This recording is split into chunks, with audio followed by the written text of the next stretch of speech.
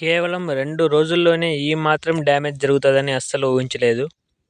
అసలు విషయానికొస్తే మన 'సర్వంతర్యామి' సీరీస్‌లో వరి విత్తనం వేసేటప్పటి నుంచి కోత వరకు ఒక సీరీస్ చేస్తున్నాం. అందులో భాగంగా మేము వరి నాట్లు వేసుకున్న తర్వాత దాదాపు 2 వారాల తర్వాత దానికి ఫర్టిలైజర్ వేయడం జరిగింది. ఫర్టిలైజర్ వేసిన తర్వాత దాని జోలికి పోలేదన్నమాట. అసలు క్రాప్‌ని చూడలేదు. ఒక 4, 5 డేస్ చూడలేదు. 4, 5 డేస్ ఫీల్డ్‌కి పోయిన తర్వాత నేను ఇంత దారుణమైన పరిస్థితిని అసలు విషయానికొస్తే మీరు చూస్తున్నది వరిలో కాండం తొలుచు పురుగు యొక్క గుడ్లు. మీరు క్లియర్‌గా చూసుకుంటే వరిలో కాండం తొలుచు పురుగు అనేది ఆకు పై భాగంలో గుడ్లు దాదాపుగా ఒక గుంపులో 200-300 గుడ్లు పెట్టేసి దానిని ఆ రెక్కలపై ఉన్న ఆ పురుగు యొక్క రెక్కలపై ఉన్న బొచ్చుని దాని మీద కవర్ చేసి వెళ్ళిపోతుందన్నమాట. దాదాపు ఒక 5 రోజుల తర్వాత ఈ గుడ్లన్నీ పగిలి అందులో నుంచి చిన్న చిన్న మనకి గోధుమ రంగులో ఉండే లార్వాలు బయటకు వస్తాయన్నమాట.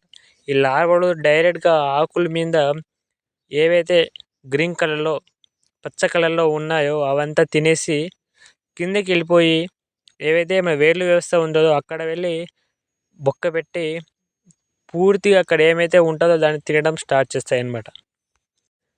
ఇప్పుడు మీరు ఫీల్డ్‌లో చూసుకుంటే వరిలో కాండం తొలుచు పురుగులు ఎక్కువ కనబడుతున్నాయి. మీకు క్లియర్‌గా చూసుకుంటే అక్కడక్కడ ఒక్కొక్క మొక్కకి దాదాపుగా 1, 2 కొన్ని చోట్ల 3 ఈ ఆడ పురుగులైతే కనిపించడం జరిగింది. ఇక్కడ పసుపు కలర్‌లో ఉండేవన్నీ ఆడ పురుగులనమాట. అలాగే వైట్ కలర్‌లో కూడా తెల్ల కలర్‌లో కూడా ఉంటాయి. అవి మగ పురుగులు. ఈ ఆడ పురుగులు 2 రోజుల్లోనే 2, 3 రోజుల్లోనే మొత్తం ఫీల్డ్ మొత్తం ఎట్లా ఉన్నాయంటే చూస్తుంటే ప్రతి మొక్క మీద నక్షత్రాల్లాగా కనబడతా ఉన్నాయి. ఫీల్డ్ మొత్తం కనబడతాయన్నమాట. సడన్‌గా ఎట్లా వచ్చినాయి అనేది అర్థం కాలేదు. దీనిని కంట్రోల్ చేయడానికి మేము మామూలు చిన్న చిన్న కెమికల్ అయితే సరిపోదు. దీనికి కొరాజన్ ఇవి వచ్చి 500 లీటర్ల ట్యాంక్ ఇది. 500 లీటర్ల ట్యాంక్‌కి కొరాజన్ 3 బాటిల్ వేసినాము. తర్వాత ఈ డిఫెండ్ అనేది ఈ దోమకు పనికొస్తుంది. ఈ కెమికల్ వచ్చి ఒక ట్యాంక్‌కి 2 వేసినాము.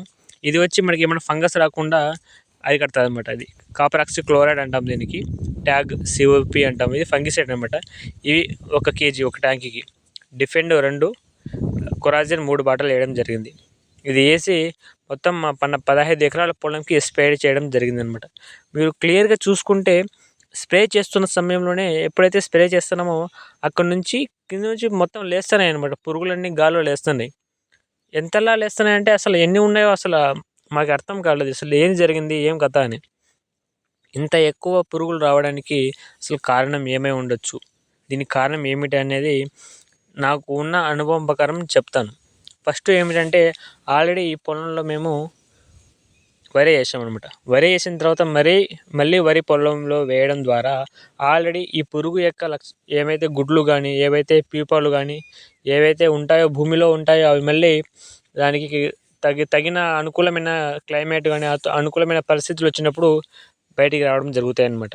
కాబట్టి రైతు సోదరులందరూ ఒక పంట అయిపోయిన తర్వాత వేరే పంట మార్చాలి.